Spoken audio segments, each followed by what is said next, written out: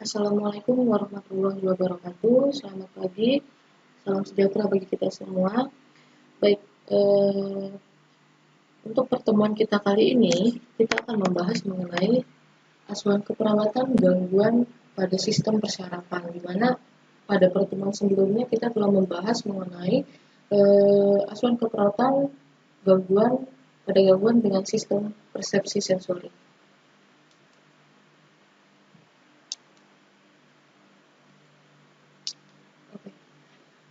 Untuk materi gangguan sistem persarapan ini sendiri sebenarnya cukup banyak ya, dan terus terang cukup sulit untuk menyampaikannya dalam waktu 2 kali 50 menit, karena materinya ada beberapa materi, namun hanya disampaikan dalam satu pertemuan ya. Untuk gangguan sistem persarapan itu yang akan kita bahas diantaranya adalah yang pertama adalah Guillain-Barré syndrome, kemudian ada infeksi pada sistem persarafan, kemudian epilepsi, selanjutnya juga ada hidrosefalus ya. Bayangkan jadi sebanyak itu materi harus kita sampaikan dalam waktu 2 kali 50 menit. Jadi mungkin penyampaian saya di sini tidak akan terlalu mendalam. Jadi saya minta nanti kalian mempelajari lagi ya apa yang sudah saya sampaikan ini, kalian cari lagi literaturnya, kalian baca lagi dan perdalam lagi. Karena yang saya sampaikan di sini hanya permukaannya saja. Baik, langsung saja kita pada materi yang pertama, yaitu adalah Guillain-Barré syndrome ya. Oke, Guillain-Barré syndrome atau bahasa Indonesia adalah sindrom Guillain-Barré. Sindrom yang artinya merupakan kumpulan gejala atau sindrom klinik ya, di mana GBS ini sendiri tidak diketahui penyebabnya secara pasti, dan menyangkut atau biasanya terkait dengan permasalahan saraf perifer dan saraf kranial. Definisi lainnya yang bisa kalian lihat di sini adalah bahwa GBS itu adalah demyelinisasi polineuropati ya. Demyelinasi artinya penurunan atau pengurangan selubung myelin, yang mana nama lainnya dari GBS ini sendiri ada beberapa istilah. Ada polineuropati idiopatik, paralisis ascendens, serta polineuropati inflamasi akut. Tapi paling sering kita dengar ini istilahnya adalah GBS atau Guillain-Barré syndrome. Sekarang kita bahas mengenai etiologi atau penyebab. Untuk etiologi sendiri, tadi dikatakan di awal bahwa etiologi dari GBS ini tidak diketahui secara pasti ya. Namun diduga hal ini disebabkan oleh adanya infeksi virus, itu yang pertama. Kemudian bisa juga merupakan suatu reaksi autoimun.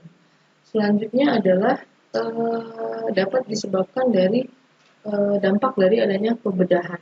Nah, itu adalah beberapa etiologi dari GBS.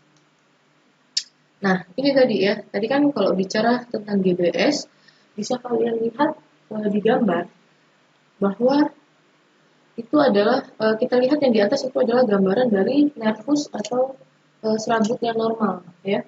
Nah, yang di bawahnya itu tadi yang dikatakan dengan demyelinisasi ya. Jadi tampak serabutnya itu hancur atau berkurang atau rusak ya. Nah, itu yang dinamakan dengan damage myelin atau kerusakan pada myelin, atau istilahnya tadi adalah demyelinisasi. Nah, itu sama ya.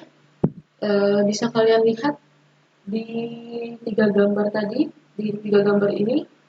Yang nomor 3, nah itu akan terlihat bahwa adanya kerusakan ya, mulai ada kerusakan. Dan nomor 4 itu ada pada gambar tersebut adanya selubung myelin atau serabut myelinnya menghilang semua atau rusak semua, atau tadi istilahnya adalah demyelinisasi. Ini sama saja ya. Yang bawah itu bisa kalian lihat damage myelinnya, artinya selubung myelinnya rusak ya, atau demyelinisasi di sini terjadi. Nah, selanjutnya kita akan masuk ke dalam manifestasi klinis ya. Manifestasi klinis yang paling umum pada kasus GBS ini adalah yang pertama paralisis ya. Paralisis atau kesulitan bergerak, kemudian kehilangan sensori, selanjutnya adanya Gangguan pada ekstremitas atas misalnya ada kesemutan, kemudian pelemahan, ya. Kemudian terjadi juga perubahan plasma. Oke, ini adalah sindrom kelemahan progresif, ya. Jadi GBS ini sendiri dia bisa sifatnya mendadak dan tak terduga, ya. Jadi gangguannya itu menghancurkan secara tiba-tiba sehingga dikatakan tadi bahwa onsetnya mendadak. Nah, bagaimana recovery-nya? Nah, untuk pemulihannya sendiri dia belum tentu cepat. Ya. Nah, untuk gejala dia bisa dalam hitungan hari, minggu, bulan, ya, atau bahkan bulan, ya. Kemudian untuk masa recovery atau pemulihan itu membutuhkan waktu beberapa minggu sampai beberapa tahun. Ya. Nah, di sini data ditemukan bahwa sekitar 30% dari para penderita GBS itu sendiri itu akan memiliki sequel atau gejala sisa ya setelah 3 tahun. Nah, selanjutnya 3%-nya itu kemungkinan akan menderita kambuhan kelemahan otot, kemudian kesemutan selama bertahun-tahun setelah terjadinya serangan awal. Nah, ciri lainnya adalah dia mengalami hiporefleksi, ya. Hiporefleksi artinya di sini adalah gejala kelemahan motorik, di mana 50% mencapai puncaknya dalam 2 minggu, 80% dalam 3 minggu, dan 90%-nya dalam 4 minggu. Kemudian akan nampak juga terkena pada saraf kranialnya, ya umumnya itu pada saraf nervus ke-7 atau nervus facialis, ya, dan biasanya bilateral. Kemudian disfungsi otonom, terjadi takikardi atau nadinya cepat dan aritmia, ya. Kemudian hipotensi postural, hipertensi dan gejala vasomotor lainnya. Kemudian biasanya tidak ada demam pada saat onset gejala neurologis. Selanjutnya masuk ke dalam komplikasi. Apa saja komplikasi yang ditemukan dari GBS? Ini yang pertama ada gagal nafas, ya. Umumnya memerlukan bantuan ventilasi mekanik. Kemudian bisa terjadi aspirasi, paralisis otot, bisa terjadi hipotensi ataupun hipertensi, pneumonia, tromboemboli, tadi aritmia, retensi urin, terus masalah psikiatri, psikologis, nefropati pada anak, dan ileus. Pemeriksaan diagnostik yang perlu dilakukan yang pertama adalah perlu dilakukannya lumbal fungsi, ya. Nanti akan terdapat peningkatan protein yang nyata dalam waktu 4 sampai 6 minggu. Kemudian dilakukan pemeriksaan dengan menggunakan yang dinamakan dengan elektromiografi, ya. Kemudian pemeriksaan darah lengkap. Pada fase awal akan terjadi leukositosis, ya. Atau leukositnya mengalami peningkatan. Pada foto ronsen itu biasanya ditemukan atelektasis, pneumonia. Kemudian pada pemeriksaan fungsi paru itu umumnya terjadi penurunan kapasitas vital, kemudian penurunan volume tidal dan kemampuan inspirasi. Nah, bagaimana sih penata laksanaannya? Yang pertama adalah untuk penata laksanaan keperawatan. Untuk respirasi, ya, yang perlu diperhatikan bahwa di sini perlu dimonitor frekuensi dari pernapasannya. Ingat, normalnya adalah 16 sampai 24 kali per menit, ya. Kemudian monitor oksimetrinya, monitor saturasi oksigen. Normalnya adalah 90 95 sampai 100%, ya. Kemudian monitor juga AGD-nya atau analisis gas darahnya. Kemudian perhatikan apakah dia biasanya umumnya menggunakan ventilasi mekanik atau penggunaan ventilator. Selanjutnya untuk kardiovaskuler sama, monitor juga frekuensinya, iramanya reguler atau irreguler, kemudian bagaimana denyut nadinya kuat atau lemah, ya. Selanjutnya juga monitor tekanan darah. Selanjutnya adalah untuk penata laksanaan yang lain adalah memenuhi kebutuhan cairan, elektrolit, dan nutrisi. Nah, itu tadi adalah untuk penata laksanaan keperawatan. Yang sekarang adalah penata laksanaan medis. Yang pertama adalah penggunaan kortikosteroid, ya.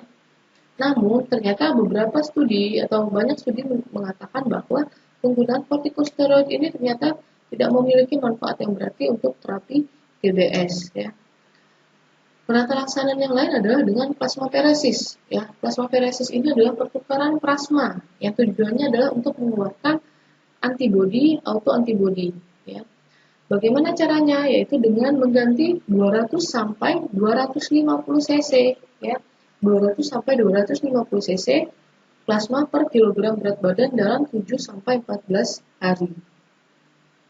Nah, plasmaferesis ini akan lebih bermanfaat pada pasien GBS tadi jika diberikan pada saat awal onsetnya, pada saat awal muncul gejalanya. Nah, itu akan lebih bermanfaat untuk pasiennya ya dibanding setelah dia mengalaminya mungkin sudah 1 bulan atau sudah beberapa minggu. Ya. Jadi paling efektif pada saat awal onset atau pada saat minggu pertama. Kemudian di samping dengan plasmaferesis itu juga dengan pengobatan imunosupresan. Yang pertama adalah pemberian imunoglobulin secara intravena. Ya. Nah ini di sini dikatakan bahwa pemberian pemberian imunoglobulin intravena itu lebih menguntungkan dibandingkan dengan tadi plasmaferesis. Ya. Mengapa? Karena di sini dikatakan bahwa efek sampingnya itu lebih ringan. Ya. Untuk dosisnya sendiri itu adalah 0,4 per gram per kilogram berat badan per hari selama 3 hari. Yang selanjutnya dilakukan dengan dosis maintenance atau pemeliharaan ya, sebesar 0,4 gram per kilogram berat badan per hari tiap 15 hari sampai dengan pasiennya sembuh. Obat-obat yang lainnya bagaimana? Yang pertama ada obat-obat sitotoksik ya, bisa dilihat jenis-jenisnya apa saja. Tapi ingat ada beberapa efek samping yang ditimbulkan yaitu misalnya alopecia atau kebotakan, muntah, mual, dan juga sakit kepala. Untuk pengkajiannya, apa saja yang perlu dikaji? Yang pertama adalah pasti tentu riwayat penyakit saat ini. Keluhan utamanya apa? Umumnya pasien mengalami kelemahan otot, kemudian merasa nyeri, kemudian pasien juga mengeluh sulit bernapas, serta mengalami kelumpuhan otot, bahkan sampai mengalami kelumpuhan otot. Kemudian perlu dikaji penyakit yang pernah dialami sebelumnya apa, gitu.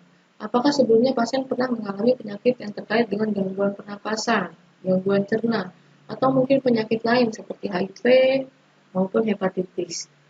Selanjutnya adalah perlu kita tanyakan juga riwayat kesehatan keluarga. Ya. Apakah ada dalam keluarga itu yang mengalami penyakit yang sama dengan pasien. Selanjutnya adalah pola nutrisi dan metabolik ya. Biasanya pasien GBS ini akan kesulitan dalam mengunyah dan menelan. Untuk pola eliminasi, biasanya kelemahan pada otot-otot abdomen, kemudian kelemahan pada sphincter anal ya, atau untuk refleks sphincternya untuk berkemih ya. Kemudian untuk pola aktivitas ya. Biasanya itu pasien akan mengalami kelemahan atau paralisis pada ekstremitas ya.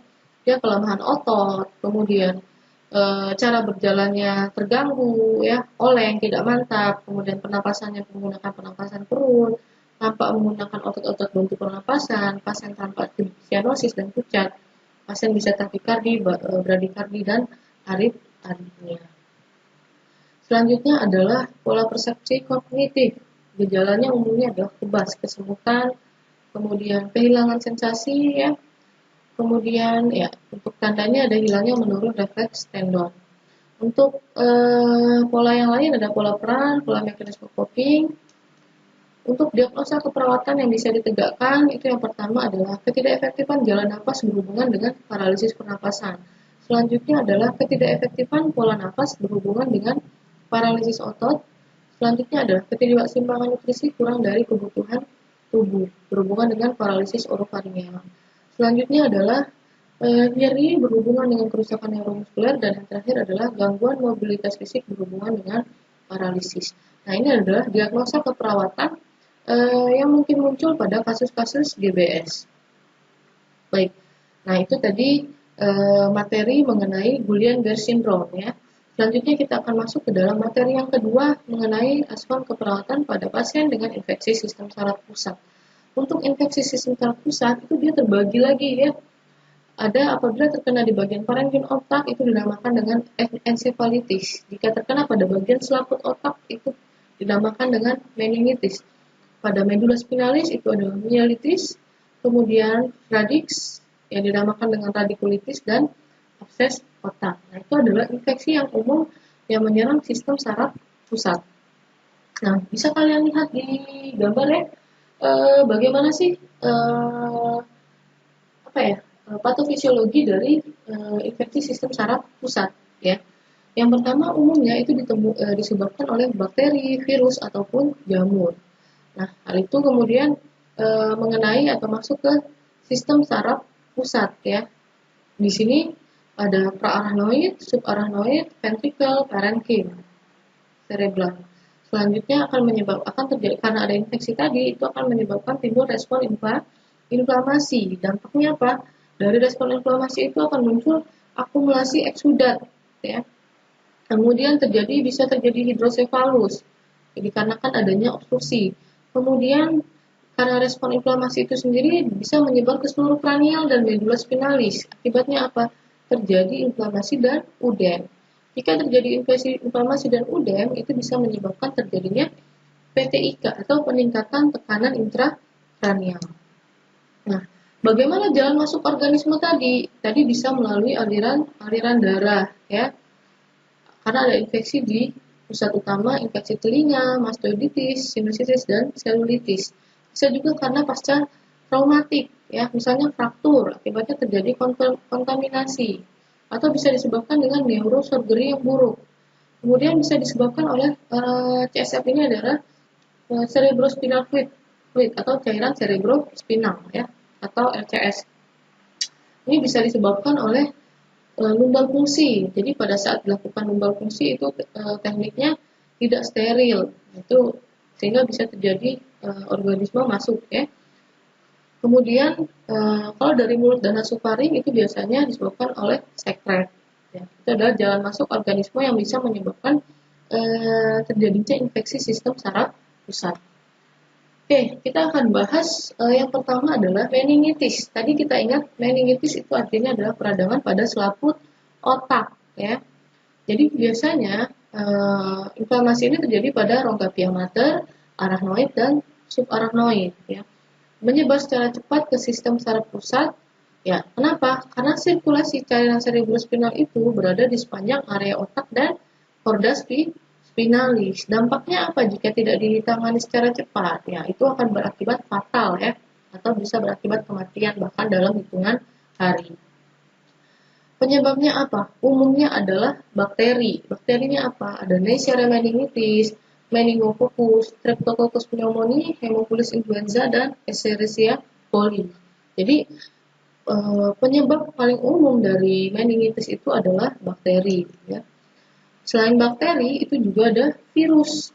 Jenis virusnya apa? Misal herpes simplex, herpes zoster, EBV atau Epstein-Barr virus, cytomegalovirus atau CMV, jamur, dan parasit.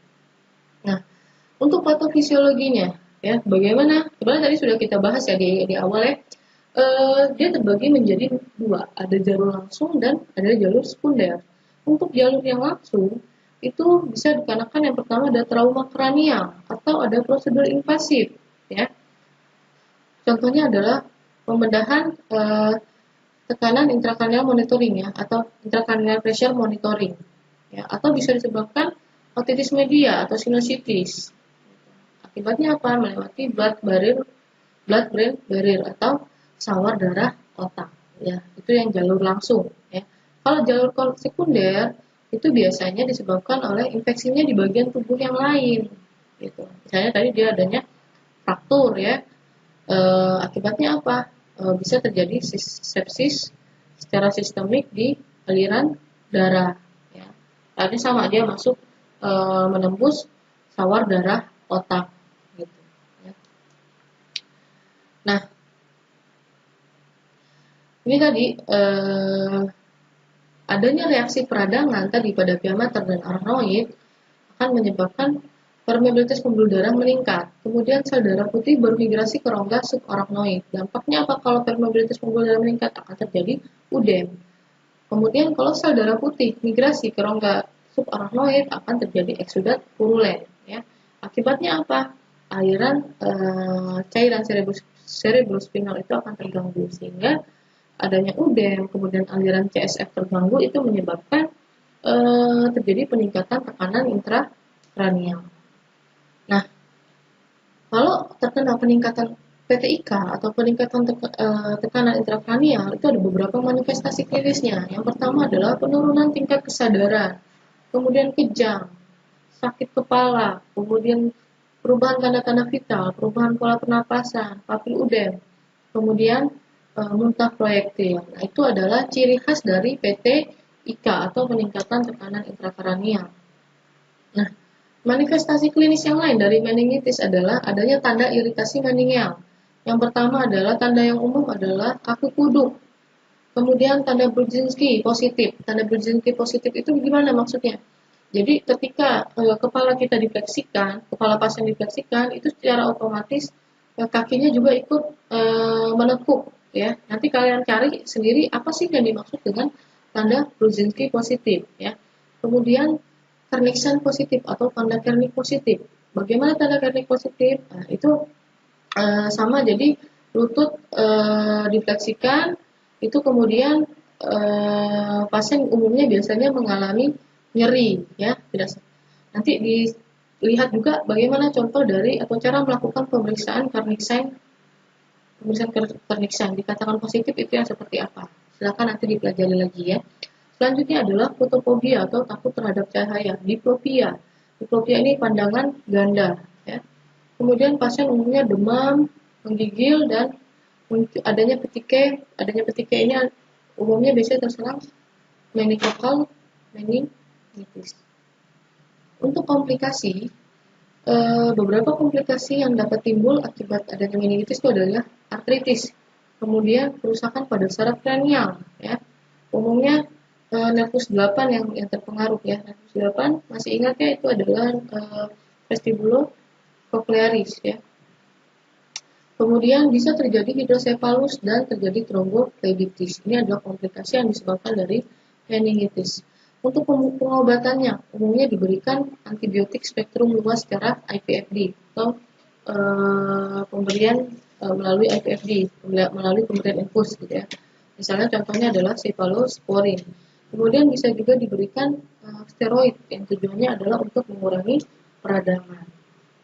Nah, bagaimana pengkajiannya? Sama, ya. Untuk prinsip pengkajian mulai dari riwayat kesehatan, kemudian, nah, kalau pada anak-anak dan remaja itu kaji ada atau tidaknya demam tinggi, sakit kepala, muntah proyektil. Nah, tadi kemudian tanda-tanda dari meningitis ada tanda Brudzinski positif, kaku kuduk, Kerniksennya positif.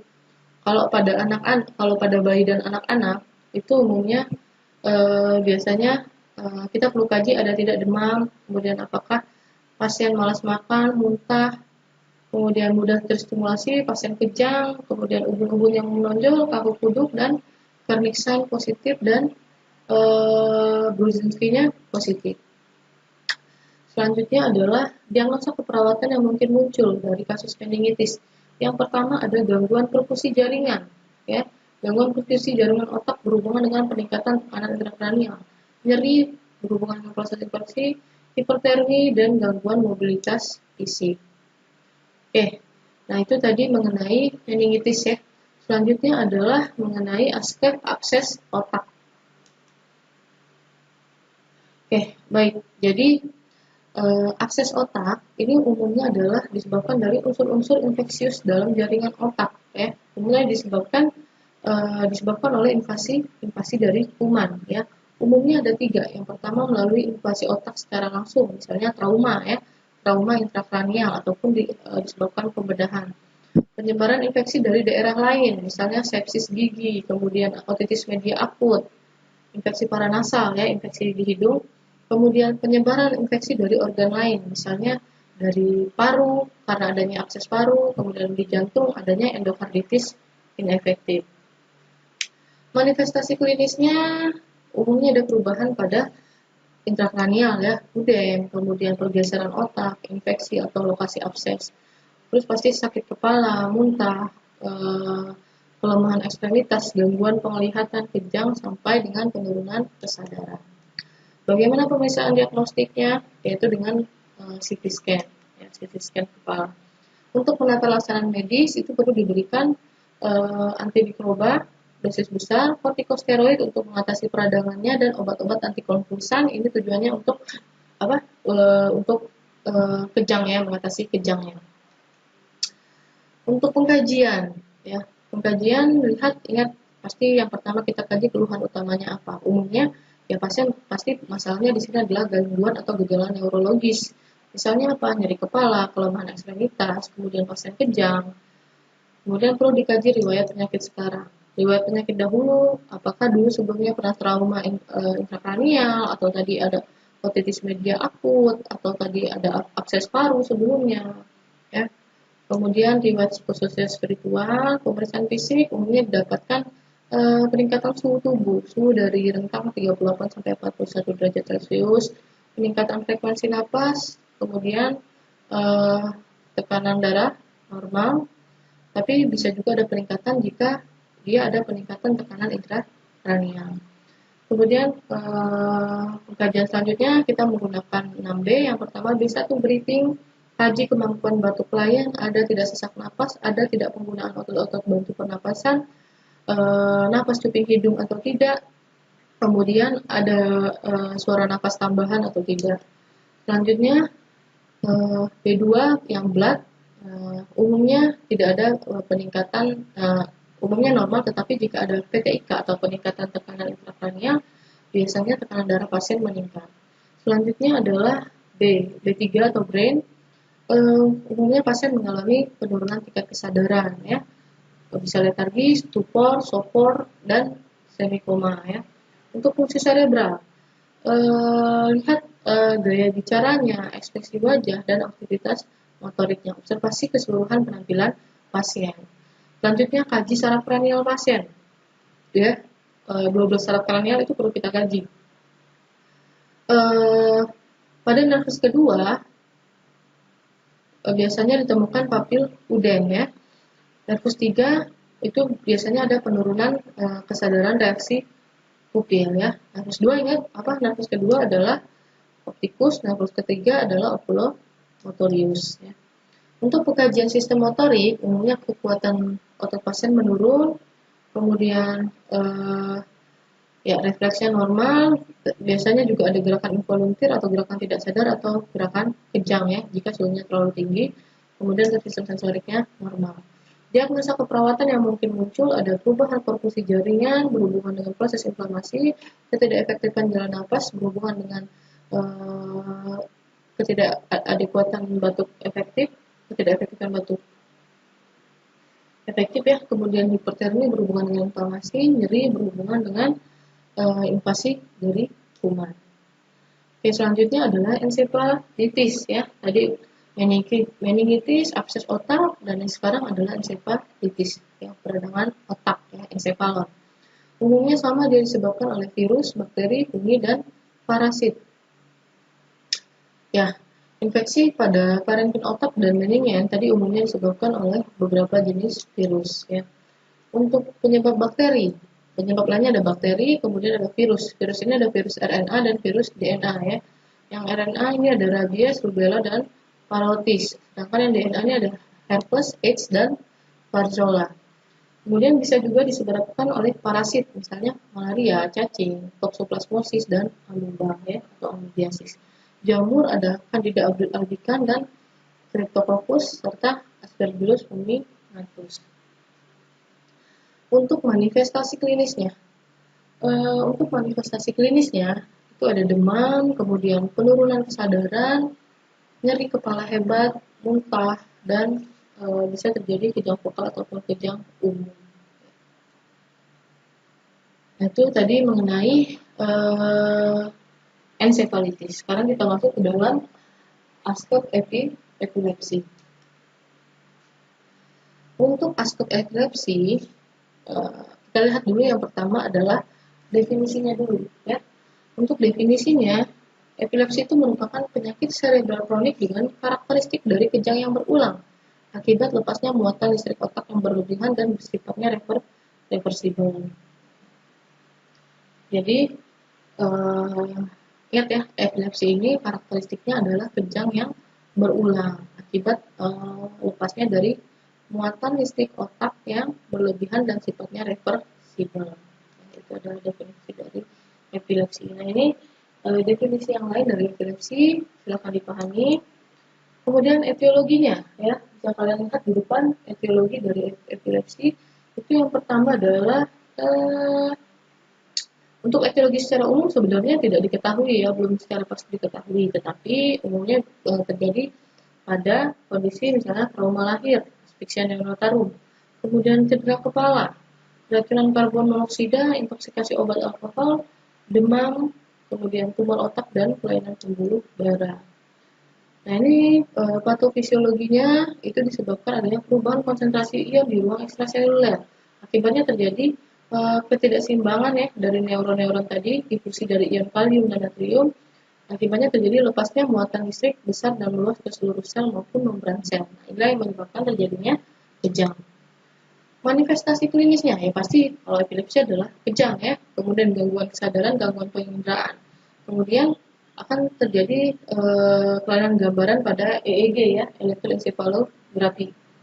Kemudian ya dapat mengalami aura, ya. Aura di sini maksudnya sebelum kejang misalnya pasien mencium bau-bau merasa tidak enak, mencium bau yang tidak enak, kemudian sakit kepala, nah itu dinamakan dengan fase aura, ya. Jadi pasien dengan epilepsi itu dapat mengalami yang dinamakan dengan fase aura. Klasifikasi kejang, ada klasifikasi kejang parsial sederhana dan parsial kompleks. Untuk parsial sederhana itu misalnya umumnya tanpa disertai gangguan kesadaran, misalnya hanya satu jari, kemudian mulut tersentak, ya. Kemudian untuk yang parsial kompleks umumnya itu disertai dengan gangguan kesadaran, ya, dengan gejala gangguan kognitif, afektif, dan psikosensori dan psikomotor. Misalnya individu terdiam kemudian tidak bergerak atau bergerak secara otomatis, artinya dia tidak bisa mengontrol gerakannya, ya. Selanjutnya biasanya pasien tersebut atau individu tersebut tidak ingat bagaimana kejadian yang baru saja dia alami atau kejadian atau episode kejang yang baru dia alami, dia biasanya tidak ingat. Nah, selanjutnya yang ketiga adalah kejang umum atau grand mal, ya. Kejang umum ini melibatkan kedua hemisfer otak, ya, hemisfer sebelah kiri dan hemisfer kanan. Terjadi kekakuan intens pada seluruh tubuh atau tonik, kemudian diikuti dengan kejang yang bergantian. Selanjutnya pasien relaksasi dan kontraksi otot atau yang dinamakan dengan klonik, ya, disertai dengan penurunan kesadaran. Bagaimana pemeriksaan diagnostiknya? Yang pertama adalah CT scan, itu mau melihat ada lesi pada otak atau tidak. Kemudian EEG, ya. EEG ini tujuannya untuk mengklasifikasi tipe kejang tadi, apakah kejangnya kejang umum, ataukah kejangnya kejang kompleks, atau kejang sederhana, ya. Untuk penata laksanaan, ini tujuannya adalah tujuan dari penata laksanaan ini sendiri adalah meningkatnya kualitas hidup individu tersebut atau kualitas hidup pasiennya. Untuk non farmakologinya itu kita perlu memperhatikan faktor pemicu pasiennya. Misalnya apa? Faktor pemicu dari kejang atau epilepsi tadi adalah minum kopi, alkohol, stres, ya. Kemudian untuk farmakologinya adalah ya pemberian obat-obatan anti epilepsi, ya. Kemudian ini adalah diagnosa keperawatan yang mungkin muncul. Yang pertama adalah bersihan jalan napas berhubungan dengan kerusakan neuromuskuler. Kemudian resiko jatuh berhubungan dengan kelemahan, perubahan kesadaran. Ya, itu tadi adalah beberapa diagnosa keperawatan yang mungkin muncul dari epilepsi tadi, ya. Nah, ini tujuannya ya risiko jatuh tadi supaya tidak terjadi trauma atau cedera. Dengan kriteria hasil adalah faktor penyebab diketahui, mempertahankan aturan pengobatan dan meningkatkan keamanan lingkungan. Nah, silakan nanti dipelajari kira-kira bisa intervensi keperawatan apa yang bisa diberikan pada kasus-kasus tersebut, ya. Dengan diagnosa yang tadi sudah kita bahas sebelumnya. Bisa dilihat di SDKI, di SIKI, ya, untuk intervensinya. Atau boleh juga kalian kalau mau lihat di Nanda Nikno. Oke, selanjutnya kita akan melanjutkan materi mengenai ascot hydrocephalus. Baik, selanjutnya kita akan membahas mengenai asuhan keperawatan hidrosefalus, ya.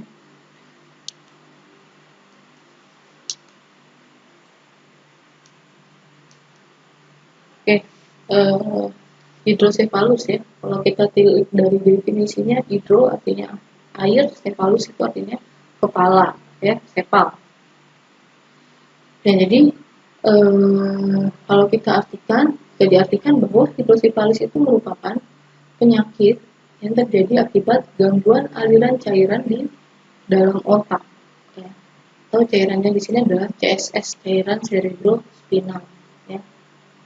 Atau LCS bahasa Inggrisnya, liquor cerebrospinalis.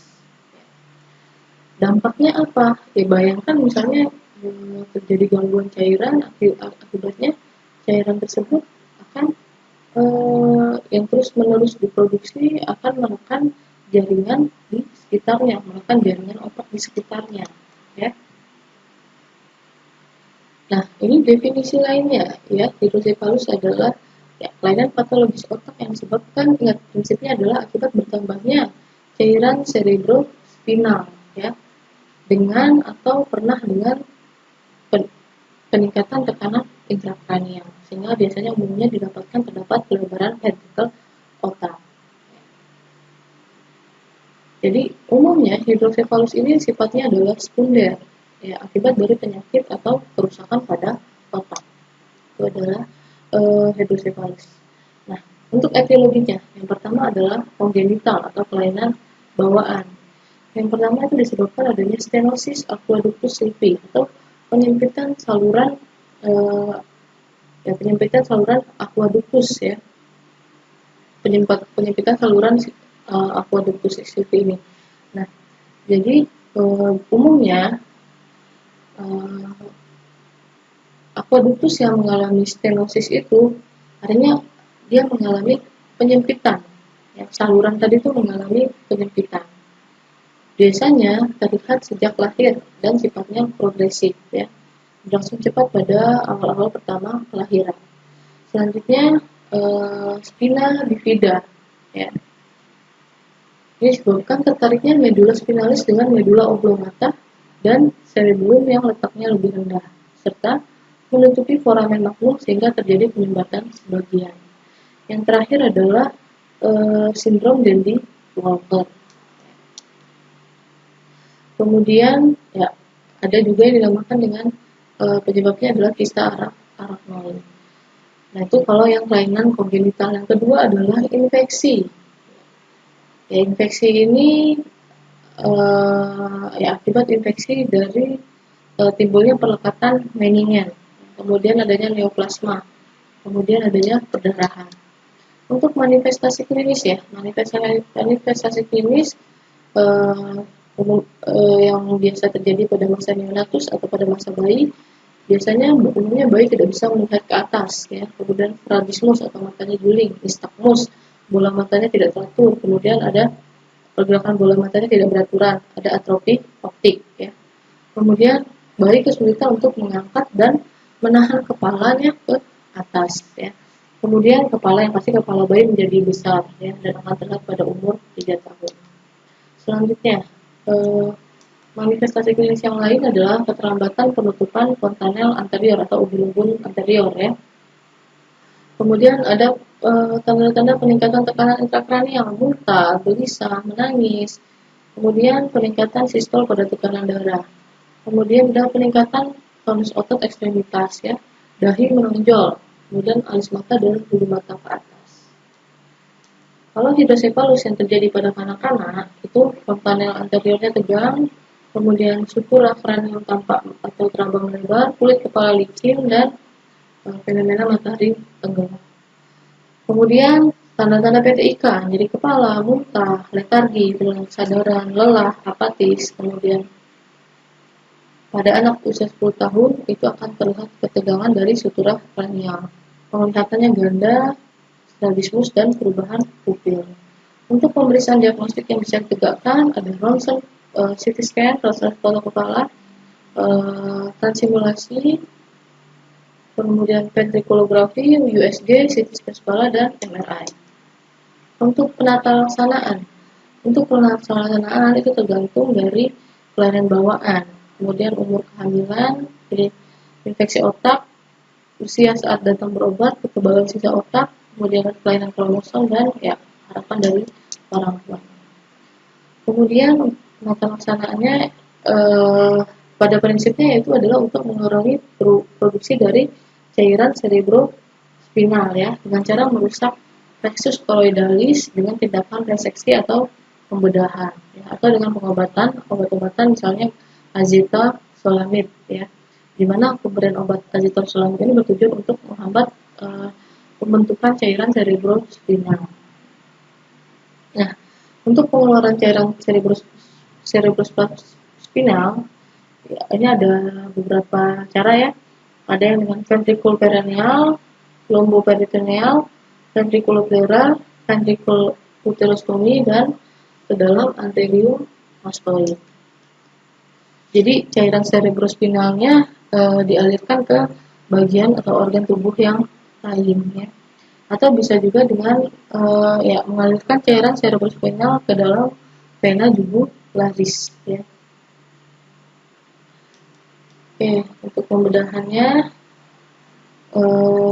untuk pembedahan yang dilakukan ada pembedahan etiologis atau pembedahan berdasarkan penyebabnya ya, yang menyebabkan terjadi peningkatan cairan cerebrospinal tadi, yang menyebabkan hidrosefalus tadi, misalnya tumor, kemudian ada kista, kemudian stenosis silvii, kalau ada penyempitan pada saluran silvii tadi ya, aqueductus silvii, hematom intrakranial, dan udem cerebri. Kemudian pembedahan drainase. Nah ini tadi ya, jadi aliran cairan cerebrospinalnya dialirkan ke ruangan lain ya. Tujuannya ya agar tekanan intrakranialnya juga dalam batas normal. Nah ini istilahnya ada ETP, EDP, dan shunting. Nah ini tadi, ini yang dinamakan dengan shunting ya. Ini cairan cerebrospinalnya ini dialirkan ke rongga peritoneal ya. Ini adalah beberapa komplikasinya ya, disfungsi shunt, komplikasi dari shunting tadi ya. Shunting tadi kan merupakan suatu pembedahan drainase ya, artinya cairan cerebrospinal tadi dialirkan ke bagian tubuh yang lain, misalnya ke peritoneal, atau tadi misalnya ke mastoiditis, kemudian misalnya dialirkan ke ureter ya. Nah ini tadi, ini ke lumbal, ke atria, ke plera ya. Nah ini komplikasi dari shunting tadi ya, bisa terjadi disfungsi shunt, infeksi, overdrainase, hemoragik, kemudian seizure, kejang, dan alergi. Untuk asuhan keperawatannya mulai dari sama anamnese, pengumpulan datanya, riwayat penyakit, keluhan utama, riwayat penyakit keluarga, riwayat penyakit sekarang, riwayat penyakit dahulu ya. Kemudian untuk pengkajian sistemnya, B1 breathing, ada bisu, ronki, dan peningkatan frekuensi nafas. B2 untuk blood, pasien tampak pucat, peningkatan sistol.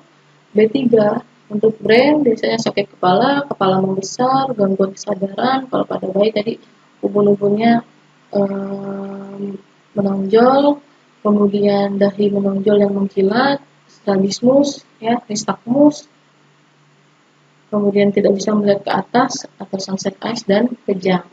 Kemudian B4 bladder, umumnya pasien mengalami oliguri.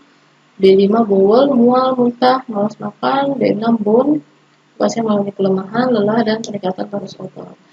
Kemudian observasi tanda-tanda vital umumnya didapati peningkatan sistol atau tekanan darah, penurunan nadi, dan peningkatan frekuensi pernapasan. Untuk diagnosa keperawatan yang mungkin muncul itu ada nyeri akut berhubungan dengan peningkatan tekanan intrakranial, ketidakseimbangan nutrisi kurang dari kebutuhan tubuh, gangguan tumbuh kembang berhubungan dengan pembesaran kepala, kurang pengetahuan orang tua, dan resiko infeksi ya.